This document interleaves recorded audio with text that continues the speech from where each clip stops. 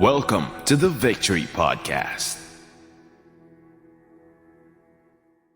Hey Victors, welcome to this episode of The Victory Show. If this is the first time you're joining us, I'm Rachel League with Bestseller by Design. Our founder, Travis Cody, is the best-selling author of 16 books, and we've had the privilege of helping hundreds of business consultants, founders, and entrepreneurs write and publish their own best-selling books as well. Through that journey, we've discovered a fascinating pattern. Most businesses really struggle to break past the seven-figure revenue mark.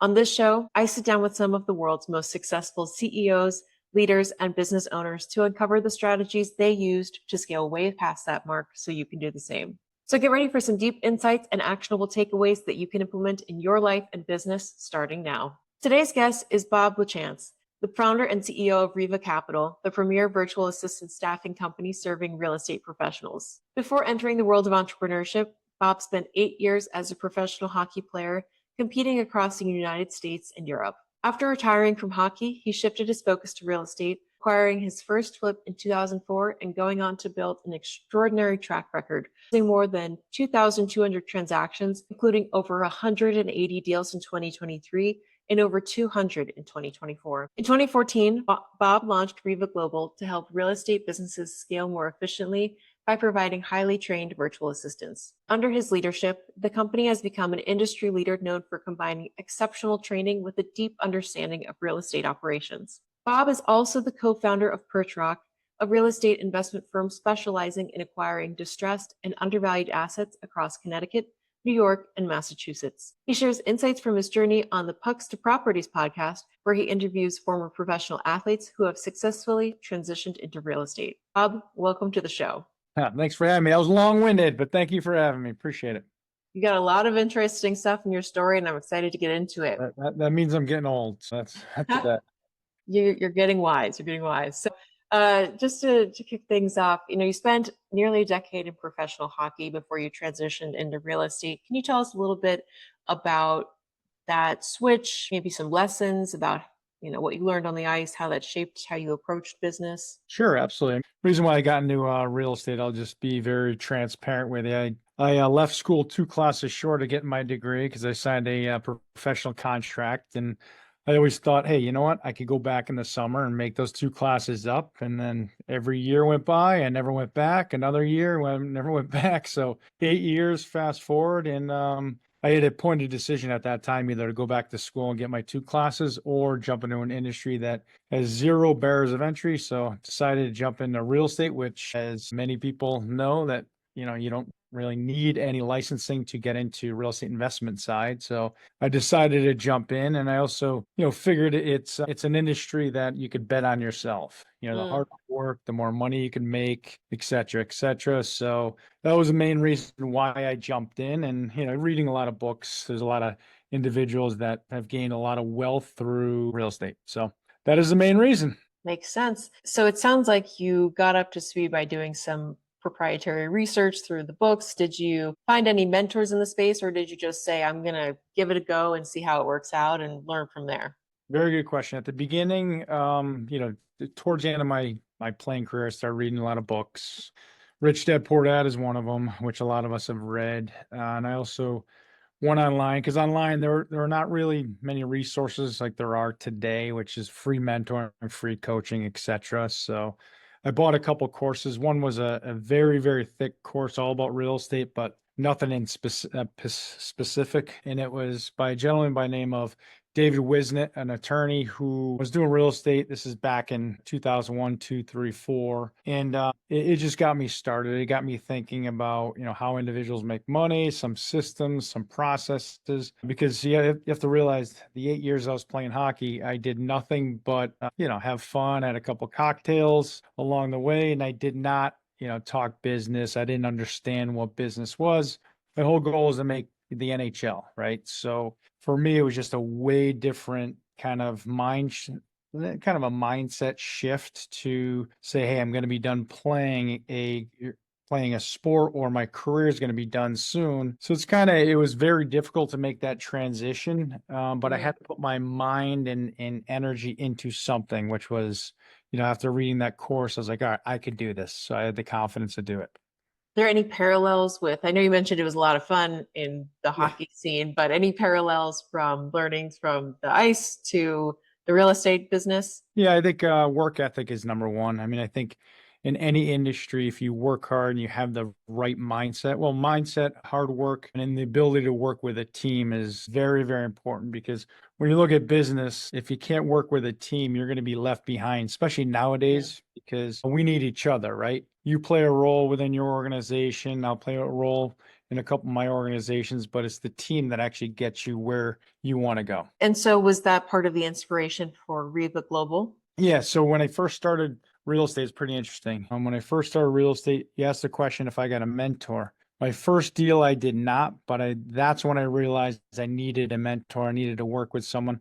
I also did not like working by myself. So that same year, I went to an organization. It was called Connecticut Real Estate Association. And I went to that one meeting and looked around and I said, all right, who are the most successful individuals in this room? And they all pointed to one individual. I went up to him and I said, hey, you have no idea who I am. Found out he was a rugby guy. I was a hockey guy. So that was a connection right there. Went up to him and then he said he was looking to add to his team. So I said, perfect, I'll do anything. And my first job actually, or it was door knocking. So I went door to door for a year straight from 10 a.m. to 3 p.m. every Monday through Friday, which is a very humbling task to do. It was the best thing ever happened to me because I learned the business from ground up and I graduated from that, found someone else to take my role. And then how I got to Riva was we started a real estate education program as well with some other individuals that were doing real estate investing in Connecticut. So our job was the back end to take care of the coaches and the coaching program and to build actually the coaches from behind because we had their job was to sell students. Our job was running coaching programs. So we helped build from within. We'd bring on a student, teach them the business, then they would coach, et cetera, et cetera. So one thing that I found out through the process was you could give individuals, especially students, as a mentor, you could give them tasks to do to be successful. But a lot of time life gets in the way, right? You could do a bunch of different things. Reality is people have families at home, people have other jobs when they get into real estate. There's a lot of stuff that just gets in the way.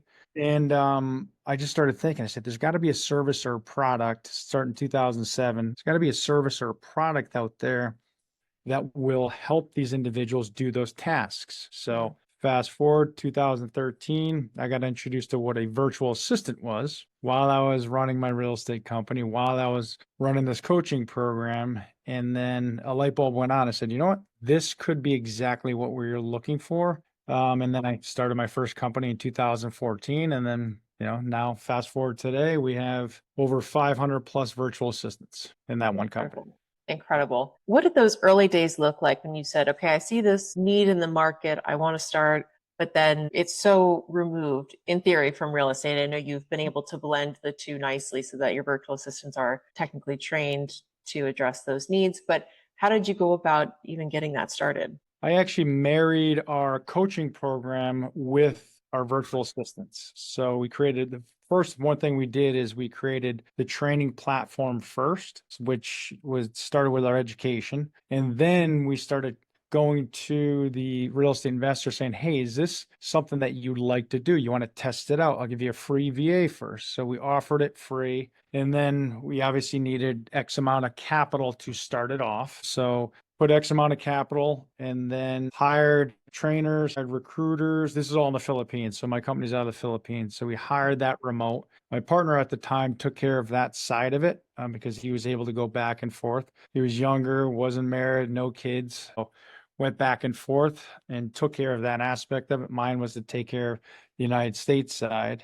So that's how we got it started. And then over first 2 years, we had a couple hundred clients with us that tested it, and then we refined it, turned a lot over, changed the training, and then like I said, fast forward today, it kind of grows from there. Yeah, the talent in the Philippines is fantastic. Tell us a little bit about how you were able to find the right talent, given that it was a totally different market. Yeah, so we went through a lot of trials and failures, et cetera, et cetera. So we actually hired individuals over in the Philippines, sourcing and recruiting. So there's different ways to source and recruit over there. We hired the best talent, realized they weren't the best talent, then rehired the best talent. And then, through a lot of the failures, we've got the right people. And then it just started taking off from there. We created more systems, more processes, more technology over there to be able to manage it. And then we had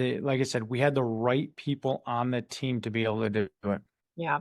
Yeah. It sounds like putting the systems into place to enable you to scale effectively and efficiently was really important. Can you give us a little bit more detail on what did those systems look like and that tech that you referenced? Were you building that in-house? Yep. Yeah, we built it in-house. Since then, we've graduated we actually worked with a local individual in the Philippines to build the first technology that we have. Now we're on Salesforce, which obviously we all know what Salesforce does and how incredible Salesforce is. So we started first with something that we built from a local developer. Now we move from there, but what we did was we looked at all departments, and I think every business that starts up does pretty much the same thing. So what we did, obviously we need marketing and branding. Look at your company's phenomenal marketing and branding. So it starts with what that looks like. Are you going to do? So what we're doing here is podcasts. I use this podcast to market and brand myself for not only my REVA Global company, but also for my Perch Rock company on the real estate side, which brings in credibility. Then you drive people through the funnel. And then you have your sales team. And then, so how it looks like in the Philippines, we break it up into sourcing and recruiting, where the virtual assistants come in the funnel, marketing, branding, come to the funnel. And then they go to our training team. So we have I don't know how many trainers we have right now. And then as soon as they pass through our training, it's about a month long, it goes to our placements team. And our placements team is the individuals that match up the perfect candidate with the tasks and the different types of skill set that you need here. So if I need someone to do lead generation or phone management or admin management, that's where the placement team would actually help out. And then it goes to our operations team after that. And what made you want to build the tech in-house to start versus using a platform already on the market? Honestly, we met someone who actually built tech. And back in the day too, I also invested in built a technology company that did not go anywhere, lost a lot of money, to be honest with you, because I am not a tech guy. So I lean on other individuals that specialize in that area. So that's why we decided to do it.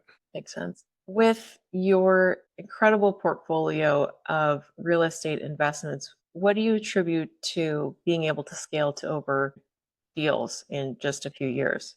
So I think, it's longevity, of course, right? This started in 2004, but I think and I talk about this a lot, it's the team that you have. You cannot do this many deals by yourself. 100% can't do it. If you could do it, I take my hat to you, take my hat off to you and say, congratulations. You must not have any hair left in your head. You must be, you must be a little tired, is my point. Yeah. So that's what I would say. It's really your team, because team systems and processes, like we talked about, Rachel, because if you don't have all of those put together, then it's going to be very difficult to do that. And it all starts first with marketing, obviously lead generation that comes into whatever your team turns that into. So for instance, in the real estate world, you have to market and brand, whether you do TV, whether you do online, direct mail, whatever it is, books, etc. Right? Let's say I write a book and all those leads come back into the funnel that you set, and then it goes to your sales floor. Sales floor then will have to turn that obviously into a buyable unit, if you will, and then you can purchase that property, fix it up, resell it, or purchase it, hold it, etc. So it's kind of the same system for a lot of different industries, but you need the team behind you. Doing it yourself is very, very difficult. Makes sense. And so to get that team to join you, were you initially offering them more of like equity buy-in, cash capital that you were using from, bootstrapping from your prior ventures? How did you think about that? Because I think a lot of people who get started feel like they have to take so much of it on themselves given capital constraints. So how did you think about that? Well, at the beginning, it's definitely different than when you have some success. So in real estate, the cool thing you could do is actually do deal splits, right? So there's two resources. It's time or money. So you either have more time in your hands or more money in your hands. And what you can do is you could leverage, if I have more time on my hands, I could leverage someone who has more money and then give them, when I buy a property, I use their money and I give them a split and I pay them a preferred rate for their money and a part of the profit. So that's what I did at the beginning. And again, I already retired, so I had a little money put away and I had a lot of time on my hands. And the individual I mentor definitely used that to his benefit, me having a lot of time. And I was very, very coachable. So I did whatever he told me to do. And then a year later, we became partners and we took both the risk on together and the rewards on together. Was there ever a time that you two disagreed or you felt like you should take the business a different direction and you did that? And what was the result? We had a couple disagreements, not many. Like I said, I was a sponge at that time and I wasn't there to tell him what to do because I didn't know what to do. So I took on as more of a mentor. We were business partners for 10 years, and then our paths just kind of went separate directions. We also both ran the coaching program together as well. So we had a very good 10-year run. And then I started my virtual assistant company with another business partner, an older business partner who was no longer a business partner. He went off on his own ways. But yeah, it worked out for a long time, my first business partnership. That's fantastic. Like you said, it all comes back to the people, right? And it sounds like you had a very similar outlook on the direction and vision for the company. So from a strategic standpoint, you were pretty aligned and all moving in the same direction for the most part. Yeah, and one of the things that what he taught me too, we helped build, we built a course too that we just sell on stage. One thing he told me, and I'll take this right now, do everything that you do, make sure you document it and document it like you're going to sell it one day. You may never want to sell it, but what you do is with your systems, processes. I know with AI now, it's probably I know it's a heck of a lot easier to build those out by just giving it one prompt and it can literally write your whole playbook.